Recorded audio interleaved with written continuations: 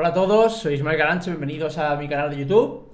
Y en este vídeo va a ser un poco diferente porque bueno, vamos a tener una conversación, entrevista con, para mí, un pedazo de invitado que muchos de vosotros, a lo mejor quizás los que estáis en YouTube solo no lo conozcáis porque no tiene canal de YouTube, pero sí que divulga en otras redes sociales como Instagram y también en Facebook.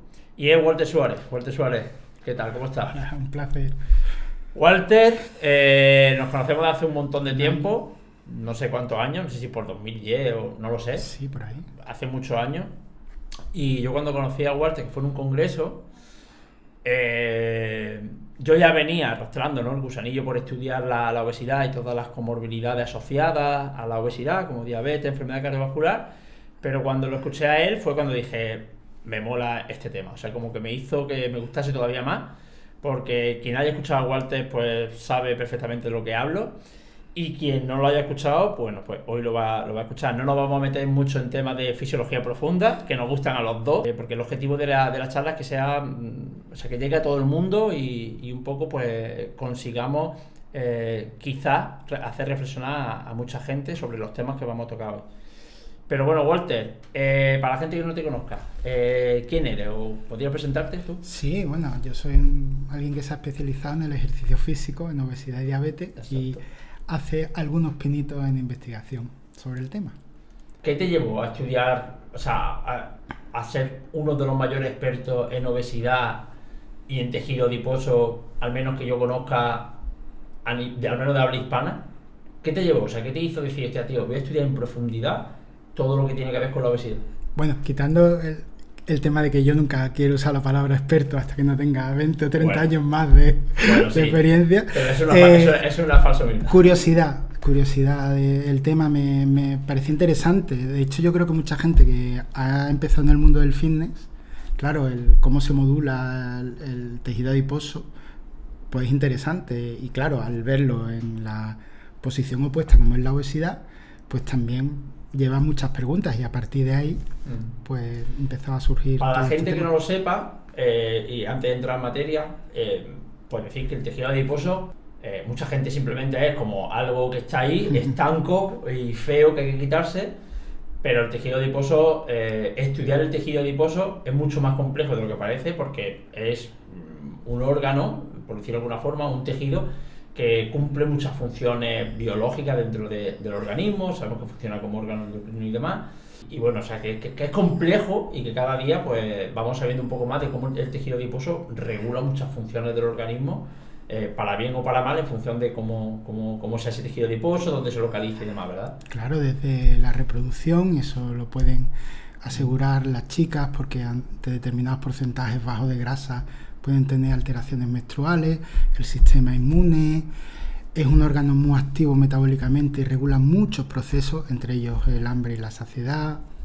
Es decir, y cada depósito concreto, es decir, cada zona donde se almacena la grasa, tanto por debajo de la piel, que llamamos subcutáneo, como entre los órganos, que llamamos visceral, pues tiene una particularidad y cumple una serie de funciones. Por ejemplo, el tejido adiposo, que está dentro de los órganos, entre los órganos, dentro de la cavidad abdominal, tiene un papel inmunológico importantísimo y ayuda a todo el sistema de alimentación a potenciar cualquier evento para un posible patógeno que entre por esa vía. Sí, es lo que llamamos lipodistribución, ¿no? Que la gente, pues, para que lo entienda un poco, no solamente es la cantidad de grasa corporal que tengamos, sino dónde se localice. De hecho, esa es una de las partes que más ha cambiado nuestra consideración del tejido adiposo, que a veces importa más dónde esté distribuido, es decir, dónde se almacena, que el total que podamos tener en el cuerpo.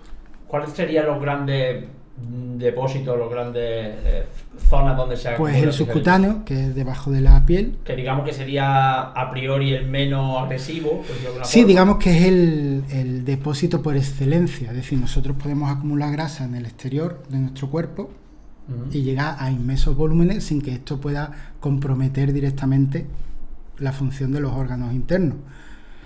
Los depósitos que están dentro de la cavidad abdominal y un poquito en la cavidad intratorácica es lo que llamamos grasa visceral, que es la que tiene más efectos deletéreos en la salud, Por eso le damos tanta importancia al perímetro abdominal, la circunferencia abdominal, porque en su expansión sí puede comprometer los órganos que están alrededor. O sea que te rodean, ¿no? Mucha gente dice, no, es que sobre todo pasa mucho a las mujeres, ¿no? Que se me acumula grasa en las cartucheras y eso está muy feo. Y yo siempre le digo, aunque estéticamente no te guste, realmente, entre comillas, es un poco un seguro de salud, en el sentido de que se acumule en esa zona, además a nivel subcutáneo y justo en esa zona maginoide. Es mucho mejor que se acumule, por ejemplo, en lo que estamos hablando, en la zona central, zona abdominal, y peor aún, en lo que sería en la zona visceral. Y luego hay otro depósito que es lo que llamamos como grasa ectópica, que también tiene ciertos perjuicios en la salud, ¿verdad? Sí, bueno, ahora lo que estamos descubriendo es que la grasa que rodea a los órganos también cumple sus funciones. Por ejemplo, que puede rodear los vasos sanguíneos, el corazón, los riñones. Eso sería el tejido adiposo que llamamos ectópico. Llamamos ectópico porque antes pensábamos que era negativo.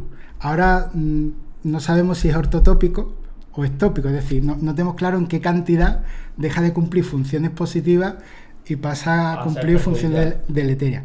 Eso hay que distinguir de la grasa almacenada dentro de los tejidos, dentro de cada célula de cada tejido. Por ejemplo, dentro de la fibra muscular, la grasa almacenada en cantidad elevada también la llamamos grasa ectópica, pero no es tejido adiposo, que es lo que estaría alrededor del músculo y entre las fibras, pero no dentro de. Sí, hay que diferenciar la acumulación de tejido adiposo fuera del tejido, por ejemplo, puede ser el músculo, puede ser el corazón, puede ser el hígado, con la acumulación de lípidos. Los lípidos dentro de el órgano del tejido. En caso del músculo se conoce como mioesteatosis, en caso del hígado se puede conocer como esteatosis hepática, y eso sí que tiene una asociación directa, uno, con otras alteraciones metabólicas, puede ser resistencia a la insulina e inflamación, y dos, con un aumento del riesgo de otras enfermedades, ¿no? Sí. Como diabetes, enfermedad cardiovascular. A medida de ciertos umbrales se relacionan directamente con la disfunción de ese tejido, y como los tejidos se comunican unos con otros, esto puede llevar a una cascada de disfunciones que tienen su origen a lo mejor en la acumulación de un tejido. Por ejemplo, si el tejido muscular no es eficiente, pues ya sabemos que el tejido óseo va a empezar a sufrir, ya sabemos que la sensibilidad a la insulina de cuerpo entero va a disminuir, y esto pues obviamente va a llevar a que pueda darse disfunción en el hígado, en el páncreas, en los riñones, en el corazón. Vale. Eso lo tenemos claro, pero hay una cosa que a día de hoy, aunque parezca, para mucha gente que no esté especializada en el tema, le parezca obvio, pero para nada es obvio, que es la definición de obesidad. Es decir, ¿qué es obesidad? ¿Cómo define obesidad? Yo sé que mucha gente va a decir, hombre, pues está claro, una persona que está gorda, pero no es tan sencillo. ¿Qué es obesidad realmente? De hecho, no hay una definición universal de obesidad. Hay definiciones que podemos coger de diferentes sociedades médicas o que aparece en el Índice Internacional de Enfermedades, que está bajo el auspicio de la OMS, pero no hay una definición unitaria de obesidad, porque aparte no podría. Es una enfermedad tan compleja que enmarcar todos los aspectos que conllevan a la misma en una definición universal es prácticamente imposible. Entonces, se dan definiciones por tener, digamos, una base conceptual, pero no rígida, o que no pueda cambiarse o que no se pueda modificar con los años. ¿Cómo definiría Walter Suárez si tienes que decirle a alguien, a los que nos están escuchando, imagínate que vas por la calle y alguien te pregunta, oye, ¿qué es la obesidad? ¿Cómo la definirías tú de una manera pues yo diría nada posible y sencilla? Que la obesidad puede ser una enfermedad o una condición que se caracteriza por un exceso en el acúmulo de grasa, especialmente en mala distribución, que puede llevar a un aumento del riesgo de otras enfermedades y también de muerte. Por lo tanto, la definición sería, es una enfermedad o al menos una condición que te aumenta el riesgo de otra enfermedad. Para que la gente lo entienda. Si una persona, por ejemplo, durante esta pandemia, casi una persona con a lo mejor ligero sobrepeso, de repente, durante este año que hemos pasado en encierro, pues ha comido más, ha estado con el estrés que hemos vivido todo, pues llega a ese índice de masa corporal 30, esa relación altura-peso, o a un porcentaje de grasa de más del 25% en hombres o más del 33% en mujeres, se consideraría que tiene obesidad. Pero claro, no como enfermedad, sino como condición, porque en su caso sería fácilmente reversible dentro de las dificultades obvias que conlleva cualquier recomposición corporal. Pero si viene alguien que desde pequeñito ha tenido unos marcados niveles aumentados de grasa corporal, lleva toda su vida con ese contexto y ya empieza a tener anormalidades metabólicas tempranas, pues entonces ahí hablaríamos de una enfermedad crónica, recidivante, es decir, que el problema no sería en la intervención que la persona disminuyera su porcentaje graso, sino que lo conservara. Con lo cual habría que distinguir entre lo que es una condición que es temporal, algo adscrito a un contexto específico, el COVID, alguien que haya perdido un familiar, unas oposiciones, algún momento de tu vida en que no se ha perpetuado, que puede pasar a todo, y que no se ha perpetuado extensivamente en el tiempo, a alguien que directamente sí tiene o ha llegado a unos niveles anormalmente altos de peso. Por ejemplo, alguien que pese 170 kilos midiendo 1,50 m, aunque no tenga anormalidad metabólica, pues sabemos que algo a nivel central no está funcionando tan bien como debería, porque es que puede seguir aumentando el peso y el problema es que cuando llega a ciertos volúmenes que ya desarrolle enfermedades, no es lo mismo estar en una diabetes con 70 kilos que estar en una diabetes tipo 2 con 190 kilos. Exacto. Yo ayer, precisamente, no sé cuándo va a salir este vídeo, pero publiqué un post donde hablo que ciertos factores psicológicos, fisiológicos, más de salud mental, pueden ser incluso fisiológicos también, que pueden en un momento dado desencadenar en obesidad, que como tú dices, a corto plazo, si se revierte, no es más que una condición que se puede revertir y es un momento agudo en tu vida que no va a tener serias consecuencias si no se prolonga en el tiempo, pero que se pueden perpetuar, es decir, se pueden perpetuar porque, oye, ha habido un desencadenante en el momento de la vida, como puede ser un problema de salud mental, como puede ser algo de estrés, como puede ser incluso el surgimiento de algunas otras patologías, además patologías tipo autoinmune y demás, que desencadenan inflamación crónica, que supongan también cierto revés en tu vida, y yo lo he visto, ¿no? Y puede hacer que la persona se abandone un poco y empiece a dejar hábitos de vida. Total, surge obesidad, en principio momentánea, pero que luego no se revierta y se mantenga en el tiempo y empiezan a aparecer ya otras alteraciones metabólicas derivadas de esa cronicidad, de esa permanencia en el tiempo de la obesidad. Lo que quiero decir con esto es que todos somos susceptibles. Evidentemente la genética tiene una importancia, influye en muchas cosas, pero en cierta manera todos somos susceptibles a que en algún momento de nuestra vida podamos en algún momento desencadenar sobrepeso, obesidad, ¿no? Es que de hecho nosotros tradicionalmente cuando hemos visto la obesidad hemos mirado una ecuación al revés. Por ejemplo, siempre se habla de que es una relación entre que como más de lo que mi cuerpo necesita gastar a lo largo del día mantenido crónicamente. Claro, pero visto así, la solución es sencilla. Pues hago una restricción calórica y aumento la actividad física. Porque si era eso, claro, lo que pasa es que eso es una consecuencia necesaria. La pregunta es ¿por qué?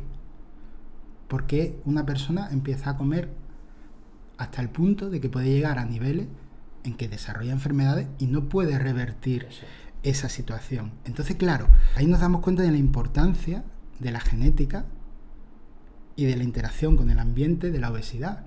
Claro, porque mucha gente lo reduce a fuerza de voluntad o lo reduce a otros aspectos que no ponen el foco realmente donde lo tenemos que poner, que es que la mayoría de los genes, bueno, los más relevantes todos de la obesidad, están a nivel central, están a nivel de cómo funciona el cerebro, de cuál es nuestra relación con esa sensación de saciedad después de un tiempo sin comer, de saciación que nos hace parar a la hora de comer, nuestra forma de alimentarnos más hedónica, nuestra forma de alimentarnos más fisiológica, nuestro gasto energético basal, cómo los sabores nosotros los percibimos y los disfrutamos o no hasta ciertos umbrales. Es decir, si nos ponemos a sumar, nos damos cuenta de que hay gente que casi desde que nace toda su genética lo lleva a esa situación. Sin embargo, si alguien desarrolla una enfermedad autoinmune o un cáncer, es pobrecito. Sin embargo, si alguien desarrolla obesidad, es tu culpa. Ahora entraremos un poco cuanto más... La ponderación debería ser ¿qué ha pasado? Entonces, claro, el problema que nos damos cuenta con la obesidad es que la hemos simplificado hasta niveles absurdos. Cuando la gente te dice, no, es que ya decíamos desde hace 2500 años que el movimiento y la falta de ingesta conlleva la salud. Hombre, hemos avanzado un poco más en estos 2500 años. De hecho, ya hay grupos como el de Mechanic que ha planteado definir la obesidad como enfermedad crónica basada en la adiposidad. Y poner el foco en el sentido, en el tejido adiposo, en la grasa, que enferma y que esa enfermedad lleva al resto del cuerpo. Pero también deja claro que la definición de obesidad como enfermedad es utilitarista. No es tanto para crear una discusión científica, sino para, primero, quitar la culpa de la gente que la padece y poner el foco en otros aspectos que no sean voluntad y capacidad personal de autocuidado, y también para permitir que haya inversiones públicas para tratar eficientemente a esas personas que como condición pues hay muchos tratamientos que estarían exentos, pero si ya es una enfermedad. De hecho, la Comisión Europea el año pasado acogió la definición de obesidad como enfermedad precisamente para permitir que todos los países europeos, a partir de esa proposición, puedan derivar dinero para tratar a estas personas. Pero tiene esa parte negativa, que hay gente que si hablas de enfermedad se puede sentir zaherido o incluso decir, bueno... Hay varios puntos que vamos por pasos, porque has dicho varias cosas que me gustaría tocar punto por punto. Lo primero, yo, de hecho, en mi libro y en alguna entrevista siempre digo, a ver, que el hecho fisiológico, en última instancia, de por qué engordamos es porque comemos más de lo que gastamos. Eso lo sabemos de hace un montón de años, pero llevamos 50 o 60 años con el menos plato y más zapatos y no funciona, ¿no? Y lo que realmente tenemos que ver es el por qué comemos más y el por qué gastamos menos y todo lo que hay detrás, porque realmente es más una consecuencia casi que una causa. Entonces tenemos que valorar el que, por qué como. O sea, ese superávit calórico crónico, en mi opinión, es casi más una consecuencia que una causa. Entonces tenemos que ir detrás para ver qué hay detrás. Y cuando vemos qué hay detrás, es cuando dice obesidad. Se te abre un abanico de cosas que yo en el libro intento, de alguna manera, totalmente limitada, intento organizarla más de manera lineal, porque no es lineal, es muy 3D, para que la gente entendiese un poco, gente que no está muy metida en este mundo, que hemos simplificado tanto y es tan reduccionista lo que la gente entiende como obesidad, pues tú lo que tienes que hacer es comer menos, moverte más, y hay dos cosas. Y ahora entramos un poco en la gordofobia y el estigma de la obesidad. Mucha gente, me di cuenta en redes sociales, que simplemente tiene cierto estigma a la obesidad, como te he dicho, no se le tiene a una persona con cáncer, una enfermedad autoinmune, pero sí a las personas con obesidad, y la connotación es una persona glotona, que no tiene la fuerza de voluntad suficiente como para parar de comer, disfrutona, que además es vaga y no quiere hacer ejercicio y tiene falta de voluntad. Y luego cuando empiezas a ver todas las cosas que hay detrás realmente de la obesidad y te das cuenta de que muchas de las condiciones, bueno, yo recuerdo, ¿te acuerdas? Walter y yo pertenecemos a la Sociedad Española de la Obesidad. Hace muchos años en un congreso de la obesidad, en una reunión, no sé si te acuerdas, Federico Mayo, que dijo una cosa que dice, dentro de todos los componentes de la obesidad, desde el ámbito de vista de lo metabólico, dice, para mí lo que más peso tiene es la parte psicológica. Sí. Que en ese momento ya se barajaba, pero fue un poco como decir, lo más importante dentro de todo, lo que más peso tiene la parte psicológica, y luego con el paso de los años, yo sí he ido un poco diciendo, hostia, la parte psicológica tiene mucho peso. Que la gente pues simplemente simplifica la obesidad, o la solución a la obesidad, con come menos, muévetela, y tú si no lo consigues porque tienes falta de voluntad o eres una persona vaga. ¿Tú qué dirías eso? Bueno, lo primero también es que hay gente que muchas veces obvia, cuando habla de salud, los determinantes sociales de la salud, que además son aspectos que no están bajo tu control, que muchas veces la gente piensa, por estas ideas de hoy en día de eres un alfa, eres el guardián de tu destino, que hay cosas que todo está bajo su control, cuando hay cosas que no están bajo tu control, y aspectos de la salud son ellos. Por ejemplo, el COVID es el ejemplo más claro. De la noche a la mañana te has encerrado en casa y no has podido hacer nada. Con lo cual no todo está bajo tu control. Entonces, tener pocos ingresos económicos, vivir una mala infancia o vivir bajo un estrés continuo, son aspectos que muchas veces no están en control. Que a veces que a la gente le dice, come mejor, es que no tengo para comer. Como a lo mejor, porque estoy unido a algún programa que me da comida, pero yo no puedo elegir. Por eso en países subdesarrollados o en zonas de peor poder adquisitivo suele haber si más hay suficiente comida, a menos que haya una nutrición, claro. Sí. Y claro, ese es el problema, que muchas veces la gente no se da cuenta de que ya las personas con obesidad parten de un estigma social que se perpetúa, y lo peor es que muchas veces incluso se lo creen. Se creen que son gente que no tiene voluntad, no sabe lo que hace, y a lo mejor necesitan primero que alguien les diga, oye, es que esto es biología, esto no va... Que sí, que hay una parte siempre de responsabilidad personal. Claro, que siempre, en cualquier contexto, ¿no? Pero bueno, eso también hay que desarrollarlo, hay que trabajarlo, y hay gente que no sabe. Que siempre es como si quieres, puedes, no. Si tienes medios, capacidad y conocimiento, y suerte, también las cosas salen bien. Y una cosa que tiene que entender la gente también es que, porque a veces yo pienso que hay una falta de, no sé si llamarlo empatía, y es muy común, no solo con la obesidad, en el que todo lo vemos desde nuestra perspectiva. Sí. Un delgado ve la obesidad desde una persona delgada. Una persona sana, o me voy al contrario, una persona con una enfermedad autoinmune intestinal, parece también que lo ve todo desde su perspectiva de esa enfermedad intestinal. Muy común de, oye, yo tengo una enfermedad intestinal, a mí me sienta mal, es que alimentos malos no comáis, es que alimentos. Oye, mira, yo no tengo esa enfermedad intestinal, a mí me sienta bien, ¿no?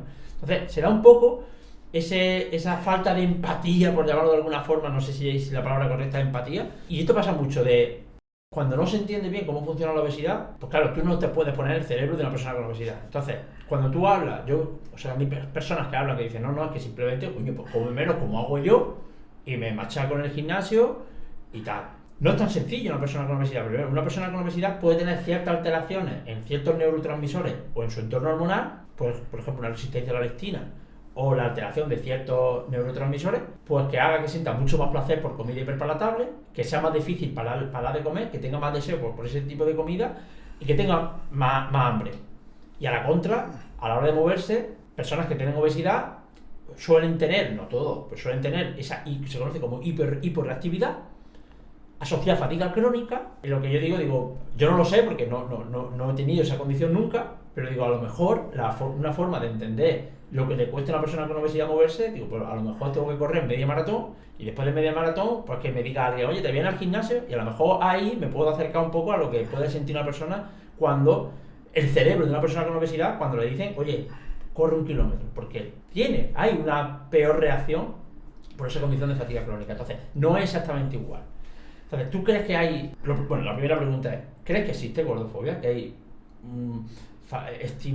sufren estigma las personas con obesidad? En redes sociales ¿Y por qué crees que hay ese estigma? ¿Por qué hay tanta aversión? Hay datos, hay estudios donde se ve que personas con obesidad, pues, aunque tengan las mismas habilidades para desarrollar una profesión, no las contratan y demás. Eso evidentemente significa algo, pero ¿por qué esa aversión a las personas? Pero por ese estigma de no tienen voluntad, no son tan eficientes, no hacen las cosas bien.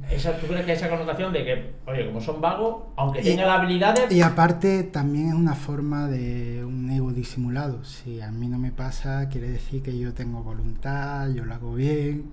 Claro, entonces, empatizar es muy difícil. Es que muchas veces utilizamos palabras como si fueran sencillas en su aplicación. Empatizar no es decir, ay, qué pena. Escuchar es muy difícil, oír es muy fácil, escuchar es muy difícil. Y yo creo que muchas personas, incluso sanitarios, que se supone que deberían haber desarrollado más habilidades en ese ámbito, existe bastante estigma incluso entre los propios sanitarios. Entonces, eso es un problema añadido, porque muchas veces, claro, las personas que tienen obesidad se encuentran solos, porque todo el mundo los machaca. De hecho, lo que dijimos de los grupos, cuando se hace un grupo de obesidad en un gimnasio, todo el mundo está mirando después de cuando acaba el entrenamiento, a ver qué se come el gordo, a ver lo que hace, a ver, claro, mira lo que está comiendo, como buscando justificar el prejuicio que ya tienen. Entonces, ante una persona que te dice que tiene claro que una persona con obesidad lo que tiene que hacer es comer menos y la solución es comer menos y moverse más y que tienen esa falta de voluntad, ¿qué le dirías a una persona que te dice, no, es que son vagos y ya está? Que no sabe de lo que habla. Vale, pero ¿cómo lo desarrollaría? Un poco más. O sea, ¿qué tres tiene una persona que no tiene ni idea? Le diría, oye, mira, eso que dices no es correcto, te voy a decir por esto, por esto y por esto. Básicamente porque, es decir, dentro de una recomposición corporal, lo fácil, incluso siendo difícil, es bajar de grasa o peso. Lo difícil es mantenerlo. Las ansias que te entran, pues multiplícalas varias veces y te darás cuenta de lo que es meterte, en la acercarte. acercarte. Aparte de cómo siente una persona que tiene obesidad. Que yo siempre pongo un ejemplo muy sencillo para que la gente entienda las diferencias que hay entre cada persona. Yo nací en Suiza, a mí no me gusta el chocolate. Nunca me ha gustado. Qué mal suizo eres, tío. Y entonces, si a mí me pones un plato de chocolate, hay gente que no podría resistirse a la tentación. Y a mí, ahora que tengo familia, pues tengo, pero por mí se puede caducar y no voy a tomar nunca chocolate. Entonces, yo cuando me ponen ante un estímulo dulce que tenga los chocolates, ¿tengo más fuerza de voluntad? ¿Tengo más autocontrol? No, pero pues puedo abrir un canal y decir, es que todos los que comen chocolate sois débiles. Es que a mí... Claro. Entonces... Es por ese ego que tú decías antes, de que mucha gente que dice, hostia, yo voy a decir que tienen falta de voluntad porque como yo sí que entreno y tal, es como que me alabo a mí mismo. Yo sí que puedo, vosotros no podéis. Pero bueno, es como los bullying, todos los prejuicios al final nacen de sentirte dentro de un grupo y alejarte de lo que es diferente para ti o para tu conceptualización de lo que es diferente. Y una pregunta que te quería hacer, vale, o sea, es evidente y obvio que existe estigma de la obesidad, eso está claro. ¿Crees que entiende de género el estigma de la obesidad? ¿Crees que lo sufren más hombres o mujeres? Las mujeres lo sufren bastante más, pero también porque tradicionalmente la belleza o la estética en las mujeres ha tenido mucho más valor. Entonces es normal que ellas sufran mucho más ese estigma de la obesidad. Y además muchas veces pueden aparecer de formas muy sutiles, incluso que la gente no se dé cuenta de que tiene prejuicios. De hecho, darte cuenta de que tienes prejuicios es algo como a veces subconsciente, ¿no? Súper complicado. Sí, es algo como a lo mejor está ahí, pero... Sí. No, yo no tengo gordofobia, pero bueno, a lo mejor en el fondo sí. Como la gente que te dice que no tiene sejos. Eso es imposible, todo el mundo tiene sejos. Otra cosa es que le des mayor objetividad o menos a esos sejos y diga, no, es que este es mi sejo y yo voy por ahí. Yo, por ejemplo, y hablo ahora a nivel personal, yo estoy constantemente intentando luchar con los posibles sesgos que pueda tener. Y siempre estoy leyendo como intentando desmontar lo que yo creo, ¿no?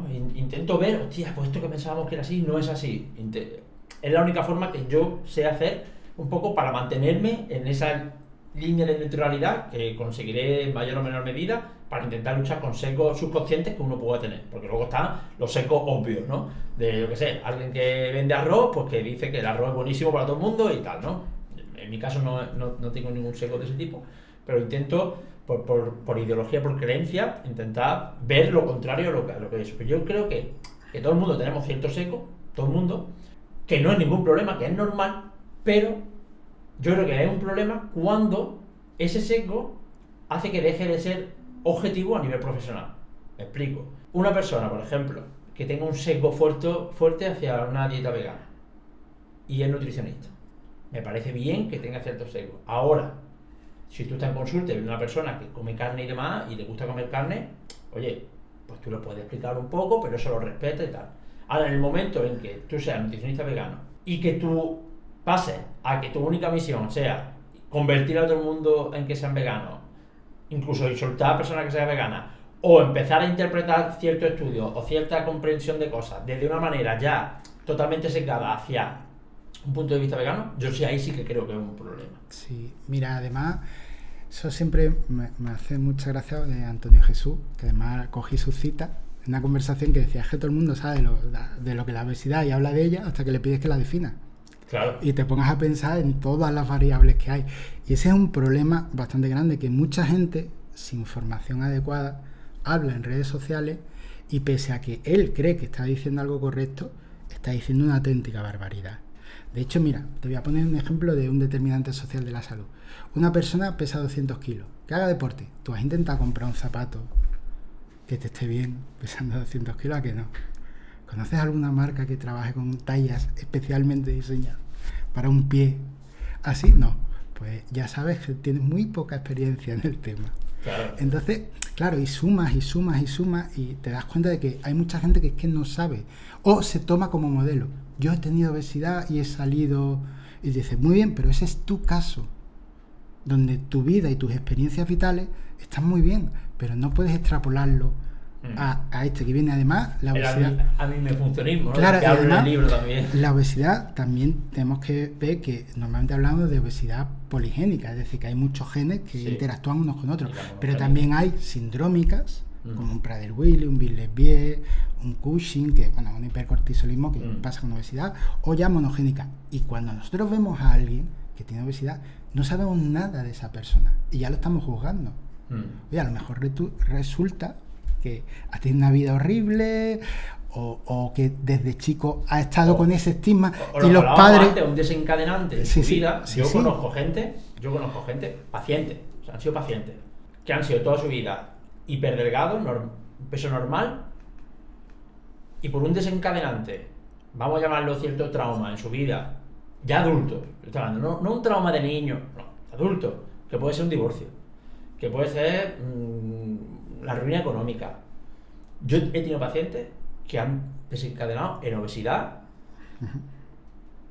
y que cuando han venido a consulta ya llevaban años así, incluso personas con éxito empresarial, eso con es un alto nivel de estrés crónico, y que han me refiero a lo que hablábamos antes, ¿no? De que al final todos somos susceptibles de alguna manera a eso. Entonces, y luego es curioso, ¿no? De que alguien que tenga una enfermedad, como puede ser un cáncer, como puede ser otro tipo de enfermedad, no existe justo lo contrario, existe esa, no sé, sentimos esta piedad, ¿no? por ello, pero si una persona con obesidad, que además puede haber tenido problemas emocionales duros y haber tenido una vida dura o tal, y la población o parte de ella no siente eso mismo, o sea, no siente esa, hostia, ¿qué le habrá pasado? ¿Qué motivo le habrán llevado? No, es como, eres un vago y tienes falta de voluntad. Es terrible. Y además has dado una clave que es la siguiente parte, aunque hemos hablado de la predisposición genética, no hemos hablado del ambiente. Y el ambiente es determinante también en el aspecto del desarrollo no de obesidad. Sí, nosotros vivimos en un mundo en el que el acceso a la comida es relativamente muy sencillo y de hecho cada vez nuestros hábitos de vida tienden a ser mucho más sedentarios. Incluso todo se ha acelerado con la pandemia. Antes no era tan común pedir comida o tan fácil pedir comida, la compra, ya todo, ya te lo traen a casa todo. Incluso ya no vas a comprar ropa, muchas veces tienes incluso probadores virtuales. Y si vas a un patinete. Sí. Entonces, claro, te das cuenta de que dices, es que en esta sociedad o en este ambiente, aunque definimos obesogénico, es verdad que en definiciones siempre entra no tenemos claro exactamente el límite permeable en que deja o no, pero en nuestra sociedad actual vemos que la gente que es susceptible casi inexorablemente está abocada a desarrollar obesidad. Vale, y hemos hablado un poco del estigma de la obesidad. Yo creo que queda más o menos claro, por hacer un resumen, es que existe estigma de la obesidad, que además suele basarse en ciertas connotaciones o ciertos prejuicios que no siempre son reales, al menos, que la falta de voluntad no es un reduccionismo brutal de lo que sería la obesidad, incluso puede ser también más una consecuencia casi más que una causa. También es un factor que también está ahí, pero no es ni siquiera el más relevante. Y para luchar contra el estigma de la obesidad surge el movimiento HAES o Body Positive. Ahora nos explica un poco la diferencia. Y luego surge también, como yo siempre digo, que cuando surge un movimiento potente, surge el antagónico y se polariza. Sí. Y se radicaliza. Hay varios ejemplos en la sociedad actual en lo que se ha visto eso, que al final se polariza y tanto, en mi opinión, tanto es malo, todo lo que esté polarizado no es correcto y tiene cierto peligro. Pero vamos a empezar por ese movimiento que surge para luchar contra la obesidad, que es el HAES y el Body Positive, y un poco que nos cuentes sobre eso. HAES, que es el acrónimo de la salud en todas las tallas en inglés, ¿no? Sí, básicamente la idea del HAES en parte es parecida a la del Body Positive, que sería algo así como belleza en todas las tallas, y que una persona se quiera y se valore y que no se juzgue tan duramente y vea sus virtudes y no solo se centre en lo negativo. Digamos que la idea era no decir que no puede haber enfermedad en las personas con obesidad. No tanto que la obesidad sea una enfermedad, sino que no pueden desarrollar enfermedades. Y que tengan derecho a tratamientos y a una valoración clínica objetiva, no basada solo en el peso. No, he tenido un esguince, adelgaza usted. Ya. No es eso. No. Entonces, digamos que era ver más allá de, ¿no? Que muchas veces es cierto que hay factores que pueden pasar desapercibidos porque uno se centra simplemente en que tiene más grasa, pues a partir de aquí hago mis cábalas mentales y no hago, usted no pierda grasa, y no hago mi buena exploración o anamnesis como debería. Entonces digamos que el movimiento HAES, una de las cosas que pide es un mejor tratamiento clínico, pero no niega que puede haber gente con obesidad que obviamente va a tener hipertensión, diabetes, enfermedad cardiovascular, cáncer, cualquier enfermedad que se puede dar igualmente en gente que pueda estar delgada o con un ligero sobrepeso, y también el respeto, todo lo que aborda el respeto a todos los niveles, ¿sabes? Que obviamente es luchar y también dar pautas para que la persona tampoco se autoestigmatice. Digamos que es una base interesante. Claro, digamos que el único escollo que puede tener, como todos los movimientos, muchas veces cuando la gente habla de un movimiento, por ejemplo el feminismo, cree que hay una sola visión o una sola forma de, cuando dice, no, como cualquier idea tiene muchas afluencias y cada uno puede haber corrientes de pensamiento, pueda que sí, dentro del mismo movimiento hay muchas corrientes de pensamiento distintas, incluso a veces hasta contrarias. Sí. No, y cada uno tiene una conceptualización. Entonces, quizás es pasarnos de frenada en esa idea, ¿no? Y de ahí surge también el pesocentrismo, el centrar los tratamientos clínicos en el peso y circunscribir la salud al peso. Cuando ya sabemos que el índice de masa corporal pues no habla de la composición corporal realmente. Si bien es cierto que en población sedentaria sí tiene buena validez con la grasa, porque obviamente en poblaciones deportistas no nos serviría porque al tener mayor masa muscular se nos va. Voy a hacer un matiz para la gente que no sepa lo que estamos hablando. El índice de masa corporal que se usa para incluso el diagnóstico de la obesidad es una medida que solamente tiene en cuenta el peso corporal y la altura, ¿vale? Por lo tanto, deja muchísimo que desear a la hora de, como criterio de diagnóstico de la obesidad, porque yo siempre pongo el mismo ejemplo que pongo en el libro, ¿no? Que un culturista puede pesar 130 kilos, medir 1,80, y un hombre con obesidad puede pesar 130 kilos y medir 1,80. Su índice de masa corporal sería el mismo. Para nada son equiparables, y eso es lo que habla tampoco también, eso es parte de lo que dice Walter del pesocentrismo, de que hay que tener en cuenta otros factores, pero también el pesocentrismo, en mi opinión, Walter, también va más allá, en el sentido de que es evidente que una persona que tenga obesidad o que tenga diabetes tipo 2 asociada a obesidad, los estudios nos dicen que cuando bajan de peso mejoran. Pero también hay estudios en los que se ve que mejorando su calidad nutricional, mejorando incluso un poco su V2+, su fitness cardiorrespiratorio, haciendo algo de ejercicio, aunque no bajen de peso, mejoran y bastante todas estas alteraciones pues cardiometabólicas que tienen, incluso aunque se sometan a cierta restricción calórica, aunque no sea un déficit calórico como tal, pero cierta restricción calórica, aunque no bajen de peso, mejora la sensibilidad a la insulina, mejora la lipidemia y demás. Entonces yo creo que el pesocentrismo, y tú eres el experto, ya me dices si me equivoco, falla por dos cosas. Uno, porque se centra solo en el peso, no tiene en cuenta otros factores, como puede ser, entre ellos, la composición corporal y factores psicológicos y otro tipo de factores. Y por otro lado, hostia, vemos mejora, no sé hasta qué magnitud, ¿no? Pero sí que mejora, incluso aunque la persona no pierda de peso, cuando adquiere un hábito de alimentación más saludable,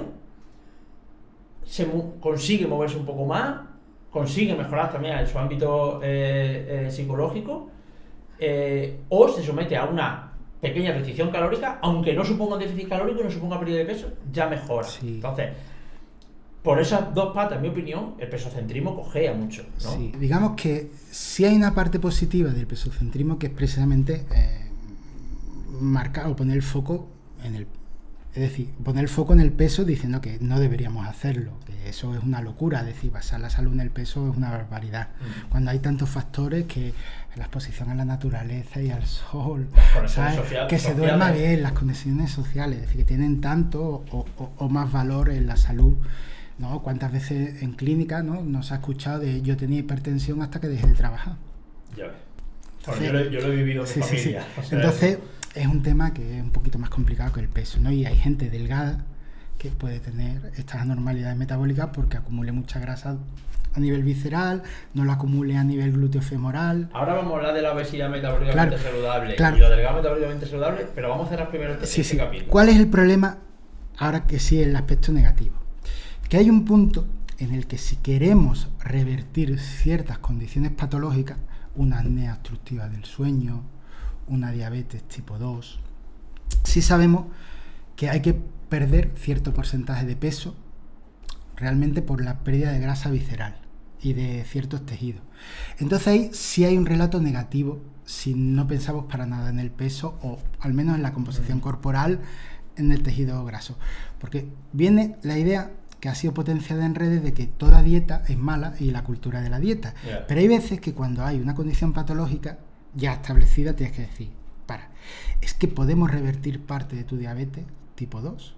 Es que podemos hacer que no tengas apnea obstructiva del sueño. O completamente. Es que, claro, y ahí entra el problema de tenemos que tener la suficiente madurez para decir, oye, mira, es que aquí a lo mejor sí tenemos que hacer restricción calórica, sí, aunque te enseñe a comer, pero sí hay un punto en el que mientras antes lo hagas, te puede dar años de vida y de calidad de vida, y aquí sí tenemos que pararnos y hacer un punto aparte, sabiendo que sin perder peso se pueden mejorar muchos aspectos metabólicos, psicológicos, fisiológicos. Es verdad que hasta que no se pierde cierta cantidad de grasa visceral y solo con el ejercicio no llega, no se van a mejorar. Es decir, una apnea obstructiva del sueño, o empiezas a perder grasa perifaringea, grasa, por ejemplo, visceral, o por mucho ejercicio que hagas, no la vas a revertir. Puedes disminuir los ronquidos, hacer que respires. Ahora vamos a entrar en cómo prevenimos, cómo tratamos la obesidad, y hablaremos del estudio DIRECT, del Counterpoint, Balance. Todo este estudio. Además, yo estoy escribiendo un libro sobre diabetes y picos de glucosa y demás, y los tengo todos bastante recientes, analizados. Ya lo expliqué también en un curso que hice. Y hay nuevos que hay, claro, que hay. Mira, pero ese era el extremo, que cuando tú a alguien le propones eso, hay gente que puede pensar que eso es gordofobia. Y tú dices, mira, es que aquí entramos en lo patológico. A mí realmente no me importa el peso de esa persona. De hecho, si supiera cómo quitar la grasa del intrapancreática y la grasa intrahepática, lo haría. Pero es que no lo sé. Sé que lo puede hacer con restricción calórica, esencialmente, y algo de ejercicio. Claro. Además de cierta intensidad, pero no tengo otra forma. Bueno, sí, hay cirugía bariátrica, hay fármacos, pero sin entrar en eso. Entonces, es que sí o sí ahora me toca hablar de peso o de dieta, no tengo otra. Claro. Porque por mucho que yo mejore mis hábitos de vida, las restricciones, es decir, las mejoras en composición tienes que perder son sutiles, no son a grandes. Es lo que he dicho antes, que cojea y que es verdad que mejora hasta cierto punto. Y claro, y eso de que no se puede mantener el peso perdido, hasta cierto punto es verdad, pero por ejemplo, mejoras de un 5% de pérdida de peso, 10%, según en qué tipo de personas estamos hablando, sí se pueden mantener antes del tiempo. Vale, pero por cerrar el capítulo, vale, hemos hablado un poco del movimiento HIIT, de la salud en todas las tallas, pero tú que estás en redes sociales, lo habrás visto igual que yo, como todo movimiento se polariza un poco, y ahora ciertos movimientos que su inicio o su idea central está cojonuda y está muy bien, que es, oye, hay que luchar contra el estigma de la obesidad porque hay que luchar contra el estigma de la obesidad, se terminan polarizando y radicalizando hasta un punto donde te encuentras personas en redes sociales que casi ya no es luchar contra el estigma de la obesidad, sino que casi que promueven y fomentan la obesidad. ¿Tú qué opinas de esa radicalización y esa polarización de estos grupos que ya no es luchar contra el estigma de la obesidad, sino que promueven y fomentan la obesidad? Bueno, yo es que ahí lo de la apología de la obesidad no lo tengo tan claro como algo directo, sino un poco, a veces se van tanto para el extremo que quizá indirectamente, que no directamente, sí están promoviendo eso. Sí. Porque yo lo de la apología, cuando sale una modelo curvy, la gente dice, eso es apología de la obesidad. Dices tú, no, realmente. Eso no es apología de la obesidad. No, pero, sí, sé por dónde va. Yo sí he escuchado, te digo para ponerte en contexto porque al final lo viste, yo sí he escuchado a cierta influencer con obesidad, conocía, decirle a la gente que, porque yo entendería el mensaje de, oye, siéntete bien teniendo obesidad, por supuesto. O sea, tienes que estar... Sí, de hecho es la base de cualquier programa terapéutico. Exacto, por supuesto. En cualquier contexto Pero patológico. sí lo he escuchado decir, promover el hecho de decir, cada vez somos más con obesidad, sí. cada vez somos más y cada vez debemos ser más y tenemos que normalizar y tenemos, no normalizar, sino tenemos que hacerle ver a la gente que está bien, que seamos así, que cada vez seamos más y que cada vez... Bueno, como no conozco el caso de primera mano, tampoco puedo opinar. Sí digo que realmente, es decir, si alguien promueve esa idea, obviamente se está equivocando. Me refiero, porque tampoco digamos que si es de biología, es una cuestión esencialmente biológica, es decir, ¿qué pasa? No de boca para abajo, sino de boca para arriba. Tampoco vas a forzar un contexto, vas a crear un contexto pro. Ya el contexto en el que estamos no puede ser más pro-obesogénico. Es decir, no, solo te tienes que dejar llevar, y lo normal es que... No hay que forzarlo, que ya está forzado. Entonces, no. Y además también, incluso la parte, por ejemplo, de la positividad corporal negativa, ¿no? Es quizás el exceso de buen rollismo hacia uno mismo. Es decir, tú no te puedes querer todos los días ni sentirse happy. Por eso ha surgido también un movimiento como es la neutralidad corporal, que está más centrado en qué cosas puedes hacer con tu cuerpo. Eso no. Es decir, puedes correr, puedes saltar, puedes dormir bien, puedes defecar bien o no tienes problemas de se te escapa el pipí o tienes fuga, puedes escalar, puedes cantar, es decir, más interesante en cuanto a darle valor a tu cuerpo como el elemento que te pone en contacto con el exterior a todos los niveles y hacer que sea lo más funcional posible. Que me parece mucho más interesante que solo basarse en algo, digamos, más en el fondo más superficial, ¿no? De hecho, muchas veces, por ejemplo, un prejuicio típico es pensar que todo el mundo que tiene más kilos de la cuenta quiere estar delgado. Sí, de hecho hay gente que se ve bien y pasa no con tiene... el mundo del culturismo. Sí. Todo el mundo pensaba que en el gimnasio en los años 80 que todo el mundo Sí. quería ser culturista. Oye, no, que yo solamente quiero estar bien, ¿no? Pero ¿cómo? ¿Tú no quieres estar? O sea, parece que Bueno, todo el mundo quiere estar. De hecho pasa como en la vida real que el término normal o normalidad llega un momento que es muy difícil de contextualizar porque... Yo he escuchado decir que es mentira que una persona con obesidad tenga más riesgo de otras enfermedades, que era mentira que una persona con obesidad tuviese más riesgo de tener un COVID de peor pronóstico, que eso es todo mentira. Yo creo que en parte se acogían a esa obesidad metabólicamente saludable. ¿Qué opinas tú de esa idea, ¿no?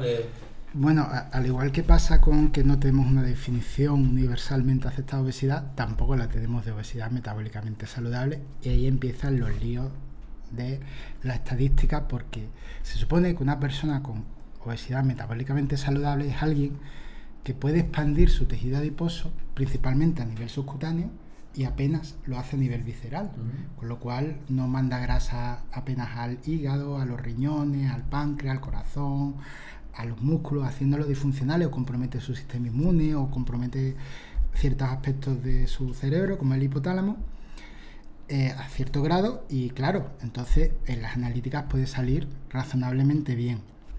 Pero dentro de la definición de obesidad metabólicamente saludable hay gente que plantea que lo puede ser con una desviación metabólica o con 2 desviaciones metabólicas. Sí. Entonces, claro, por eso podemos encontrar estudios donde depende de cómo tú valores la obesidad metabólicamente saludable, puede haber una incidencia desde el 7% al 68%. Porque depende de lo que consideres. Y aparte, también tenemos que entrar en la fase etaria. Normalmente casi todo el grupo de personas con obesidad metabólicamente saludable suelen ser mujeres, blancas, tipo centroeuropeo y relativamente jóvenes. A medida que van pasando los años, muchas van a desarrollar anormalidades metabólicas. Y aparte, hay una trampa conceptual que es metabólicamente saludable, no saludable. Es decir, no habla de aspectos psicológicos, no habla de aspectos ortopédicos, por ejemplo, molestias en la cadera, en la rodilla, por el peso. Y cuando tú pesas 30, 40 kilos más, tu corazón funciona diferente, tus pulmones funcionan diferente, tu sistema vascular y linfático funciona diferente porque necesita irrigar mucho más volumen, y eso hace que directamente algunas funciones estén de base alteradas. Entonces es un concepto un poco falso, porque partimos de una base que sabemos que la obesidad metabólicamente saludable suele tener fecha de caducidad, aunque eso no quita que a lo mejor haya gente excepcional que pueda mantenerlo toda su vida, pero no parece, por lo que sabemos, que sea lo habitual, y que también puede dar la idea errónea de que una analítica o un valor metabólico es símbolo de salud. Y eso es lo peor que se puede considerar en salud. Es decir, estoy bien en mi analítica, porque uno analiza lo que está analizando, pero puede haber aspectos que no haya analizado que estén mal, y claro, como no has pedido esa parte, es decir, cuánta gente descubre que tiene un déficit de vitamina D, por ejemplo, ¿lo has pedido en la analítica? No, ¿cómo lo sabes? Pero es que mi analítica está bien. Bueno, ahora. Eso es lo que te iba a comentar, que cuando hablamos de obesidad metabólicamente saludable, a día de hoy tenemos claro que es una condición temporal, efímera, que en función avance la edad se va a romper ese equilibrio, y además, aunque tu analítica esté bien, tienes 20 años, 25 años, tienes obesidad, tu analítica está bien, no sabes lo que está haciendo tu cuerpo para que tu analítica esté bien. Es decir, yo siempre lo pongo, por ejemplo, como cuando tú vas con un coche y el coche está bien, pero lo tienes forzado, tiene el motor forzado al máximo nivel. Oye, es que mi glucosa en ayuno está bien. Ya, tu glucosa en ayuno está bien, pero porque por tu páncreas, estás forzando a tu páncreas a secretar insulina como un descosido para que tu glucosa en ayuna te salga bien. Pero no te estás midiendo a lo mejor marcadores de insulina, no estás midiendo eso porque no se suelen medir comúnmente. Y, hostia, pues mi analítica está bien, mi glucosa en ayuno está bien, ya. Y tu páncreas secretando insulina por un tubo. Y a lo mejor cuando llega un punto, llega un día, y la analítica, hostia, la glucosa me ha salido alta. Porque sabemos que la resistencia a la insulina puede estar 10 o 15 años antes de que surja prediabetes o diabetes tipo 2, ¿no? Entonces, me refiero que aunque lo que tú estás diciendo, que aunque tú ves que tu analítica está bien y tal, estás forzando a tu cuerpo para que mantenga tu analítica bien, y va a llegar un punto, si tú mantienes el acelerador al 100%, va a llegar un punto que ese motor lo puede romper. Eso por un lado. Y luego, por otro lado, todos los factores que te has dicho que no se miden, como esos factores mecánicos, psicológicos y demás, y que además también hay una bomba de presión que puede estallar, ¿no? Entonces, en mi opinión, la obesidad metabólicamente saludable, aunque existen ciertas condiciones, no deja de ser un parche. O sea, deja de ser algo efímero que, si se mantiene en el tiempo o hay otros desencadenantes como, en fin, otros desencadenantes, se va a romper ese equilibrio. Sí, bueno. También lo que pasa es que muchas veces cuando hablamos de obesidad, claro, es que obesidad puede ser de 30 hasta 70 de índice de masa corporal, por ejemplo. Entonces, hay mucho grado de obesidad. También, por ejemplo, alguien que llega a una clínica, tiene buenos hábitos de vida, tiene buena condición física, que cada vez valoramos más la condición física de salud, porque nos damos cuenta que los niveles de fuerza y los niveles de capacidad cardiorrespiratoria son incluso más relevantes que muchos de los marcadores clásicos que hemos utilizado en salud. Lleva bien, tiene buenos hábitos de vida, come bien. Oye, pues vete para tu casa y ojalá todo el mundo hiciera lo mismo, que claro. No necesito... Es decir, estar gordito, gordo, no es lo mismo que tener obesidad. Claro. Eso debe quedar claro. Es decir, una cosa es una enfermedad patológica, crónica, recidivante, y otra cosa es que alguien va a llegar a una condición que en su casa además es saludable, no presenta realmente problemas mayores y lo hace... Y esto sería extrapolable a toda la población. Es decir, cualquier persona que llega, que tiene malos hábitos de vida, independientemente de su composición corporal, sabiendo los determinantes sociales que hay, que se intente mejorar. Pero también hay un aspecto chungo o no tratado de la obesidad, que es que mucha farmacología va por peso. Cuando llegamos a ciertos volúmenes no tenemos claro, no la vemos, ¿qué dosis doy? Bueno, o el anestesista, o algunas pruebas van por superficie de nutrición, de superficie corporal. Ostras, ¿qué hago? O que no quepan, por ejemplo, en la máquina para hacer una imagen. De hecho, muchas veces a nivel de osteoporosis se toman huesos del antebrazo porque a lo mejor la persona no es porque tenga una prótesis sino porque no cabe. Entonces yo conozco casos aquí en Málaga de que han llevado a resonancia magnética del zoológico porque no cabían en la resonancia magnética. Entonces eso al final, que eso puede ser un estigma, hostia, una putada, pero es que no queda otra. Claro, también hay un punto en el que eso JAE está bien porque va a intentar dar solución a eso, pero es cierto que hay un punto en el que metabólicamente saludable no significa saludable o incluso que puedas tener la misma salud, porque es que hay estudios, es decir, hay farmacología que no tenemos ni idea de cuál es la dosis ideal.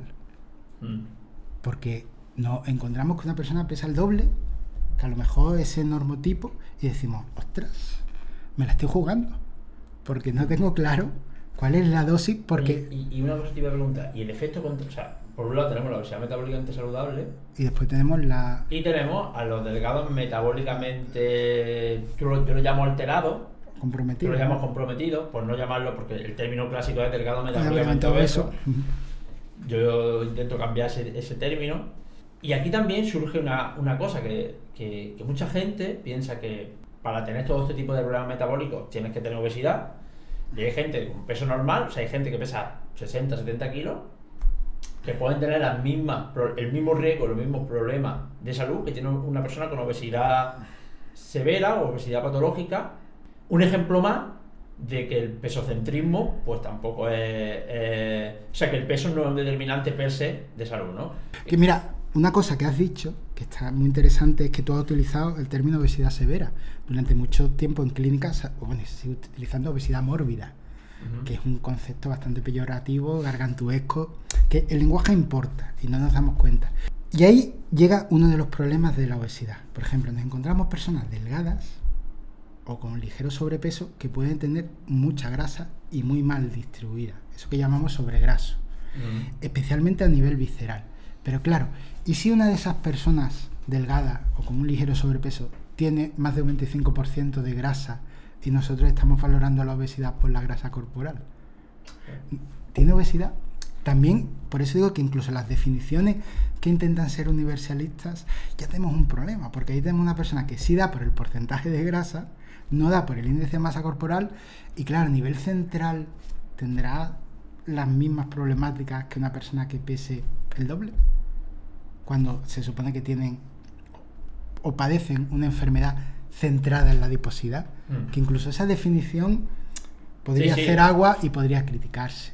De hecho, en ello no parece que sea una condición irreversible en cuanto a cierta mejora de la composición corporal, que van a tender a acumular mucha grasa visceral. Sí, digamos que todo el mundo tiene una capacidad personal de expandir la grasa, pero hay gente que su límite llega muy pronto y con casi nada empiezan a acumular grasa visceral a muy alto nivel y subcutánea, y hay gente que el límite lo tiene mucho más alto antes de desarrollar anormalidades metabólicas. Entonces nos podemos encontrar gente que tiene un índice de masa corporal de 20 con anormalidades metabólicas y gente que tiene un índice de masa corporal de 40 y ahora es cuando empieza a desarrollar anormalidades metabólicas. Y son perfiles totalmente disímiles. Y ya para terminar un poco, oye, ya tenemos un poco más claro la obesidad, un poco qué es, o diferentes tipos de obesidad y demás. ¿Cómo prevenimos y cómo tratamos la obesidad, Walter? Yo creo que ahí radica uno de los aspectos más interesantes de todo lo que hemos hablado. Prevenir la obesidad. Yo prevendría los malos hábitos de vida y me olvidaría de la obesidad. Porque un niño delgado puede tener todas las papeletas para desarrollar diabetes y nadie le va a dar caña porque estamos previniendo la obesidad, cuando los factores pueden ser los mismos. Entonces ahí hay un problema conceptual, prevenir la obesidad. Mejor vamos a prevenir los buenos hábitos y de paso prevenimos casi todo lo que hay alrededor. Prevenir los buenos hábitos, no promover los buenos hábitos, y así prevenimos todo lo que hay alrededor. Pero para eso necesitamos salir de la vía individual y mejorar socialmente. Porque si sabemos que hay aspectos sociales que mejorar, pues vamos a mejorarlos. O si no, estamos condenando a niños o a familias que no tienen los mismos recursos, las mismas posibilidades, el mismo ambiente, a luchar en una igualdad total.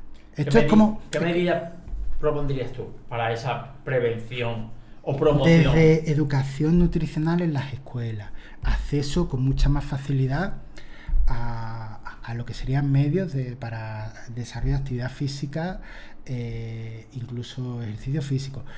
Por ejemplo, recreos inclusivos, que a los niños que están solos, aislados, vamos a incluir a los niños y vamos a hacer prácticas para que ningún niño, no porque pueda tener obesidad, sino porque a lo mejor tiene algún TEA, algún trastorno del lenguaje, pues todo eso, que no haya el rarito, que no, digamos, intentar mejorar aspectos sociales en capa y capa, que todo el mundo tenga mejor o pueda tener un mejor trabajo, mejores condiciones laborales para que pueda pasar con su familia, es decir, crear una sociedad en el fondo más justa, porque si no, sigues creando el mismo caldo de cultivo y no solo es más justa, sino dar información veraz de salud.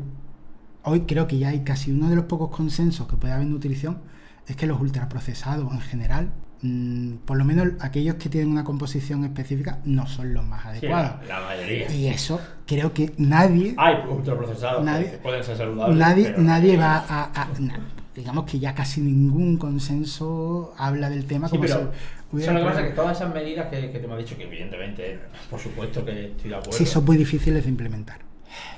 Utópico, tío. Sí. Yo es que y esto y lo otro. Yo he estado reunido con políticos en este país para luchar contra la obesidad infantil y yo he llegado a un punto en que hablando con ellos decía, digo, esto que estoy diciendo, digo, lo van a hacer, es que esto no va a ser. Sí, es que no, porque además se ha entendido que politizar es negativo, mientras que politizar algo sería abrirlo al debate, a ver diferentes posiciones y elegir el mejor camino.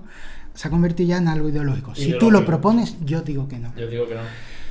Pero y eso aparte que no hay que mover tantos recursos y hay que mover tantos estamentos diferentes o tanto y cambiar el chip de las personas. Oye, yo en el colegio voy a promover alimentación saludable, en el colegio vamos a hacer actividades ya, pero si luego va a casa y en casa entra el chico a la despensa y lo que se encuentra allí es bollería industrial, los hábitos de la familia, es que son tantas cosas que es complicado. Pero bueno, claro, algo hay que hacer. Mira, lo que decimos antes. Hace tiempo salió en los medios, no sé si era un cirujano o alguien, que decía que la obesidad infantil es culpa de los padres. Entonces, ese es quizá el peor mensaje que se puede dar. No. En vez de buscar a los padres como aliados, ya los estás criminalizando. Es decir, ya te lo echas como enemigo. Y eso es un problema. La gente, y sobre todo la divulgación a cualquier nivel, la que aparece en los grandes medios de comunicación, está perdiendo la idea de hacer un acto pedagógico. Es decir, tienes que enseñar, no tienes que tener razón. Tienes que enseñar, tienes que dar argumentos. Como lo que decíamos siempre, que es motivar, no es decirle a la gente muy bien, es dar motivos, ¿no? Claro. Pues ese es quizá el mayor problema hoy día, que muchas veces a la gente se le trata a veces como a niños chicos y se le dicen las cosas como si fueran tontos. Y claro, ahí eso es un problema, que dice, tío, no me trates como un idiota. Yo a veces he dado charlas en algún instituto cercano donde conozco al director y demás. Yo, al menos en mi experiencia, yo no quiero extrapolar esto a que ocurra a todos los niveles, pero sí que es verdad que yo he notado falta de interés por parte de los padres a veces en asistir a lo mejor a una charla de nutrición con su hijo, a veces. Otras veces he visto una asistencia brutal, sí que he visto mucho interés, pero cuando han venido y he visto mucho interés, también me doy cuenta de que están súper perdidos. Sí. Y en una charla les resuelven muchas dudas, muchas cosas, ultraprocesados, tal, pero están tan perdidos. Y quiero centrarme en eso, esa poca idea, poco conocimiento o esa desinformación que tienen los padres, ¿crees que es por el hecho de no promover desde la educación oficial que haya más contenido en nutrición? ¿O crees que también está afectado por la gran desinformación que existe en redes sociales a la que todos accedemos? Bueno, una mezcla de todo. Bien. Además, también se juntan los sesgos que uno tenga. Es decir, yo puedo apuntarme a un taller de nutrición, pero si alguien me dice que el alcohol es malo en cualquier dosis y a mí me encanta la cerveza, yo voy a ignorar por completo esa idea. Es decir, o si me apunto a un taller de nutrición y la persona que lo da pues tiene un sesgo fuerte hacia un tipo de alimentación y te está dando un mensaje parcial. No, es verdad que, bueno, lo hemos visto durante la pandemia. Es decir, la información, mucha gente ha buscado vías muy alternativas donde acaban hablando de terraplanismo y de chakra a la hora de hablar de salud. Y dice, o las mismas estanterías de salud de una librería. Es que te puedes encontrar desde la dieta de la luna o por tu horóscopo a un libro serio de divulgación. Y dices, ostras, esto es salud.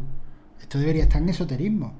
No debería estar en salud. Yo, con todo respeto a muchos compañeros que han escrito muy buenos libros, yo he escrito libros, yo cuando he ido a la sección de la librería, y no quiero señalar a nadie, pero he visto libros que están cerca del mío. Yo no quiero decir que el mío sea ni mejor ni peor que otro, pero ostras, te encuentras cada cosa que dices, madre mía, porque yo me pongo en el lugar de una persona que se quiere empezar a formar sobre este tema, que va a una librería, va a la sección de libros de salud y nutrición, y que a priori coge el libro que más le llama. Y hay una diferencia brutal entre... Yo no voy a hablar de mi libro, ¿no? Hay libros, como tú dices, otros compañeros que también están muy bien, y hay otros que son prácticamente esotéricos, por no decir aberrantes. Sí. Y a lo mejor esa persona coge uno u otro en función de la portada o de lo que sea, ¿no? Y es tan diferente la información que van a absorber que es terrible. También yo a veces pienso, digo, hostia, esto no debería estar de alguna manera también controlado, que se escribe, que no se escribe. Hay un grupo de científicos que está haciendo como unas revisiones de libros y están viendo hasta qué punto la bibliografía que incluya o lo que digan está corroborado por la ciencia. Pero claro, eso muy poca gente lo conoce y no llega, ¿no? Pero es complicado, mira, yo soy muy fan, siempre lo he sido, de limitar lo menos posible la libertad de expresión, de que todo el mundo puede hablar de lo que quiera en la forma que quiera, siempre y cuando no incurra en un delito. Pero, claro, aquí hay dos dimensiones. Primero, la personal, de la autocensura, pero no en términos negativos, sino en términos positivos. Es decir, yo no voy a hablar de algo que no sé. O siempre voy a decir en mi opinión, hasta donde yo sé, lo que yo he leído, no afirmando. Que eso cuesta mucho, porque se tiende a pontificar, porque ahora mismo sabemos, y lo vemos en las redes sociales, en cualquier campaña política, cualquier argumento estúpido con tal de que apele al sentimentalismo mueve más. ¿Sabes? Si tú dices odio a los gordos, yo qué sé, al mes a lo mejor tiene 100.000 seguidores. Sí, totalmente. Entonces, ese es el problema. Y también la otra parte es la complicada, que es regular, por ejemplo, las redes sociales, pero también podríamos hablar de algunos escritos en periódicos de tirada nacional que dices tú, ostras, ¿cuál es el mejor alimento para medios de comunicación la televisión, la radio? Pues. Entonces, claro, eso ya es más complicado porque es difícil crear un filtro que sea justo para todo el mundo. De hecho, hay temas que son muy difíciles de regular. Y ahora viene la inteligencia artificial. Ahora viene la inteligencia artificial para terminar de liarla. Pero por no alargarnos por el tema y ya para cerrar, yo hay veces, Walter, que te voy a reconocer, porque tú y yo y otros compañeros llevamos años promoviendo hábitos de vida saludables, promoviendo ideas, promoviendo y haciendo cosas, pero a ti a veces no te dan ganas de chapar las redes sociales y pirarte, o no te dan ganas, o no bueno, baja los brazos. Bueno, yo es que tengo muy pocos haters. También tengo que decir. No, yo no tengo muchos haters. No, pero y como soy poco consumidor. Tú estás volviendo un poco hater, como soy poco consumidor de las redes sociales. Yo tampoco mucho, También es verdad que muchas veces ni me entero. De hecho, me suelen llegar más mensajes de gente que me ha dicho, mira, pero no suelo verlo, porque el poco tiempo que tengo, digo, mira, prefiero aprovecharlo. Es que yo soy igual, es que la gente dice redes sociales, yo normalmente entro, veo mis cosas y a lo mejor miro a algunos compañeros y me salgo, pero yo no pierdo, no estoy mucho tiempo en redes sociales, y las cosas que me entero, como las que te he comentado, que me entero de que hay tal, normalmente porque por privado algún amigo me lo ha pasado, por WhatsApp, por lo que sea, pero yo no estoy al día de mucho de lo que ocurre en redes sociales, yo me entero por compañeros. Sí, tanto. No, yo o ves un reel hace un momento que dices, ¿qué estás diciendo, no? Claro, lo que pasa es que no me suelo, es como, tío, quien me quiera escuchar, que me escuche, y quien no, además yo hago, como siempre digo, una divulgación fácil, pues yo directamente te digo, mira, esta es la referencia y tienes el acceso a la referencia y tú hazte la idea que tú quieres. Yo no me hago responsable de lo que tú interpretes de lo que leo. Sí, la forma de divulgar, yo pongo la fuente y tú sacas tu conclusión, ¿no? Sí, de hecho hay muchas veces que me dicen, bueno, pero ¿qué dice esto? Léetelo. Si no le entiendes, yo te lo explico, pero léetelo. Sí, a mí a veces me pasa. ¿Y por qué? No sé qué, no sé cuánto. Digo, te estoy poniendo la explicación de esto. Te he puesto el paper, no sé qué, no sé cuánto. Digo, de verdad. Y encima, te está criticando por qué, no sé qué. Digo, es que no. Y está. Seguro que en ese estudio. Coño, no digas seguro que en ese. Te lo he puesto, léetelo. Y si en ese estudio la metodología no te gusta, o hay algo que tú, un matiz que sea importante, digo, pues mira, me he leído el estudio y he visto qué tal. Pero no, es como... Es muy común. Pero no me quiero desviar del tema para cerrar. Hemos hablado un poco de la prevención, que es difícil, pero ¿cómo tratamos? Y ya con esto acabamos, Claro. a personas con obesidad. Bueno, ahora digamos que antes el método más efectivo para la obesidad eran las cirugías. En este caso, la que más se practica en España es la cirugía bariátrica. Y también había alternativas dentro de lo que son intervenciones no quirúrgicas, a lo mejor como el balón intragástrico, para pérdida de peso no muy avanzada, y que muchas veces incluso se utilizaban antes de la cirugía bariátrica. Pero ahora todo este panorama ha cambiado porque los fármacos que teníamos para la obesidad antes eran muy poco efectivos. Y ahora están surgiendo una nueva generación de fármacos que son bastante efectivos, incluso se pueden acercar a los resultados que se está obteniendo con la cirugía bariátrica, por lo menos en el post, dentro de un espacio temporal. Claro, ¿cuál es el problema de estos fármacos? Primero, está hablando de análogos de GLP-1, ¿no? Por ejemplo, bueno, de hormonas que normalmente vienen a nivel intestinal, como el GIP, el GLP-1 y el glucagón. Sí. ¿No? Después hay otras también que utilizan como la milina, pero bueno. La idea es que estos fármacos parece que están funcionando bastante bien. Claro, el problema es que se están poniendo de moda y se están diagnosticando lo que se llama off-label, es decir, recetando off-label, es decir, fuera de las indicaciones propias para las que están aprobados, ¿no? Y ya eso pues está generando un poquito de duda. Y también hay una conceptualización de temporal. Un matiz, para quien no sepa los fármacos que estamos hablando, como podemos hablar de marcas, porque da igual, ninguna nos paga, pero bueno, da igual, son análogos de GLP-1, semaglutida, liraglutida, etcétera, y la gente los conoce porque conoce Ozempic o conoce Saxenda, que creo que es liraglutida, Sí. Mounjaro, que es ticerpatida, pero sobre todo el Ozempic, de hecho en los Oscars lo mencionaron, Sí. es como que se está poniendo muy de moda en gente que no tiene ni sobrepeso Además ni se obesidad, aprobó ni para diabetes, diabetes solamente. y lo están usando pues para perder esos 2-3 kilitos que le sobran para verano, ¿no? Digamos que lo interesante de estos fármacos de las incretinas es que retrasan el vaciado gástrico, haciendo que las sensaciones de saciedad y Reducen el saciación apetito. sean mejor. Esto reducen el apetito, también tienen un impacto en la insulina, es decir, que empezaron para la diabetes y la pérdida de peso era una consecuencia positiva. Y ahora nos hemos dado cuenta de que quizás es la consecuencia más interesante que la idea original. El problema es que hay mucha gente que cree o tenía la idea de que los fármacos iban a crear efectos a largo plazo, pero esto no tiene sentido biológico. Digamos que los fármacos no modifican cómo está el cerebro. Lo único que hacen es modular su actividad, es decir, no crean ningún cambio en los centros que regulan el peso corporal. Crean una modulación de su actividad, dosis dependiente y mientras se tomen, con lo cual después de cortar el tratamiento se va a recuperar el peso perdido.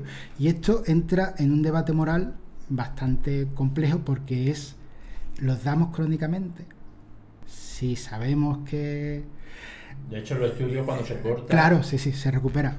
Por todas las causas añadidas, aparte de que quitas ese retén, porque no cambia tu cerebro es el mismo, tu susceptibilidad, el ambiente, todo es lo mismo. Lo único que cambia es que crea un retén, que has maquillado ese supuesto centro de equilibrio. Y que tiene efectos secundarios. Y que, por supuesto, tiene efectos secundarios de dosis dependiente. Ahora ya están empezando a surgir fármacos bastante más potentes y ahora se han publicado dos ensayos clínicos sobre fármacos ya orales específicos para obesidad y combinando una serie de moléculas que son los triple agonistas de GLP-1 y Ayer leí un estudio de un triple agonista con pérdida de peso de más de un 25%. Sí, que están teniendo resultados brutales y están teniendo bastante menos efectos secundarios que los tradicionales.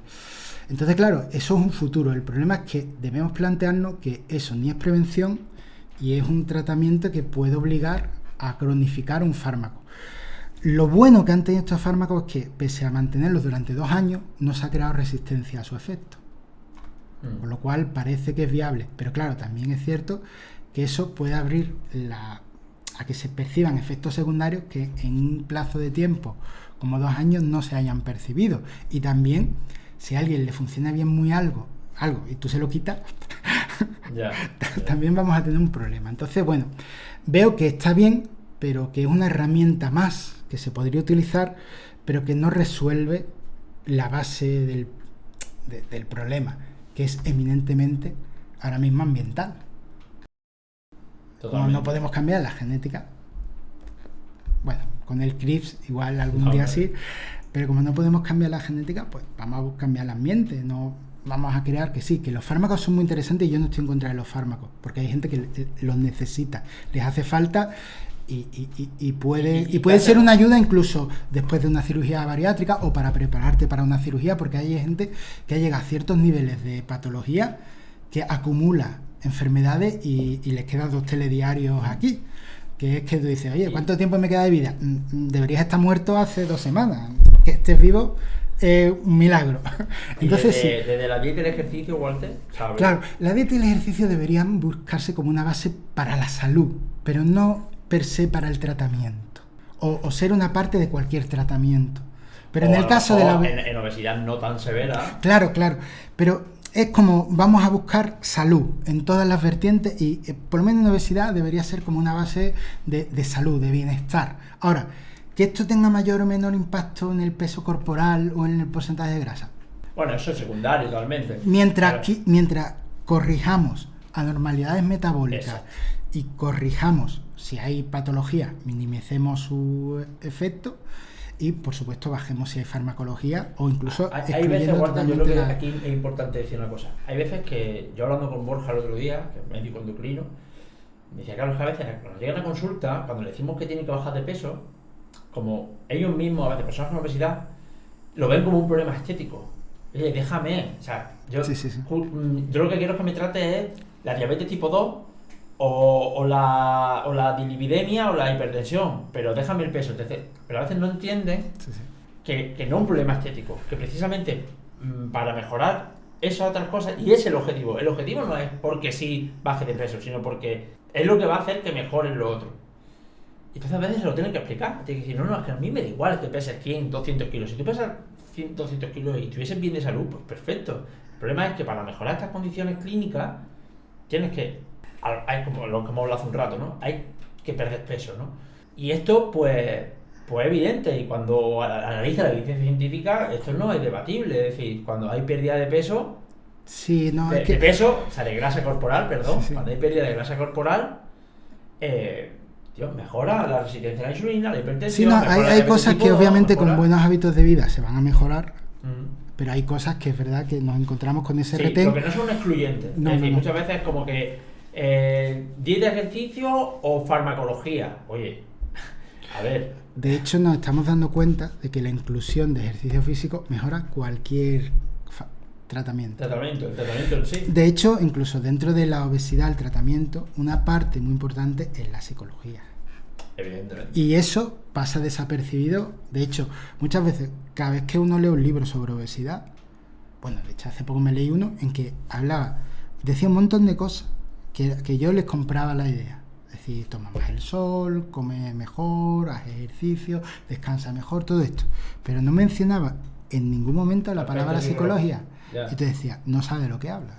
Es decir, tenía 300 referencias bibliográficas. Digo, es investigador, sí, pero se le ha olvidado del punto... El aspecto psicológico, que un aspecto fulcral, que de hecho muchas veces es lo más importante, es la base.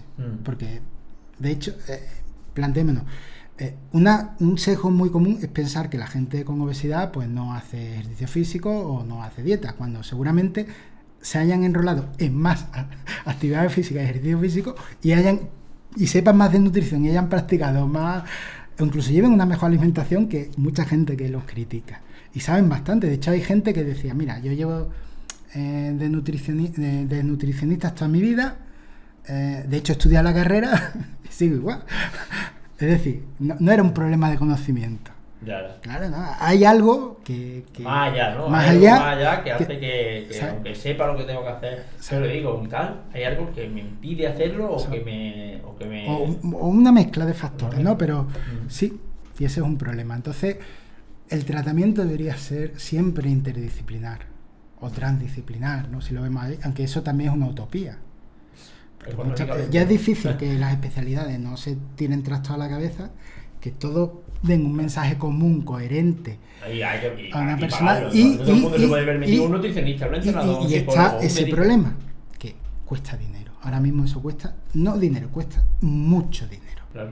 Mucho dinero. Y por ejemplo los tratamientos para la obesidad, los fármacos, todavía no los receta la Seguridad Social y también cuestan bastante dinero. Es decir, que eso es un problema. Complicado. Por eso la idea inicial de definir la obesidad como una enfermedad que tiene esa parte utilitarista de hacer que poco a poco los servicios de salud y otras políticas se vayan metiendo en la sociedad, vayan permitiendo un mejor tratamiento, pero no centrándonos en la prevención, obviamente, no en el tratamiento. Claro. Pues muy bien, Walter, yo creo que hasta aquí llevamos casi 2 horas, así que yo creo que hemos hecho un buen repaso a todo lo que es la obesidad, todo lo que gira alrededor de la obesidad. Y bueno, al final cada uno que es libre de opinar y lo que quiera, se quedan muchos temas atrás, me hubiese gustado profundizar en muchos más temas, pero bueno, al final la idea era tener que la gente que no esté muy metido en este tema, pues que vea la obesidad desde otra perspectiva, o al menos hacerle reflexionar de que es mucho más complejo de lo que parece, tanto en su etiología como tanto las causas como en cómo revertirla o cómo tratarla.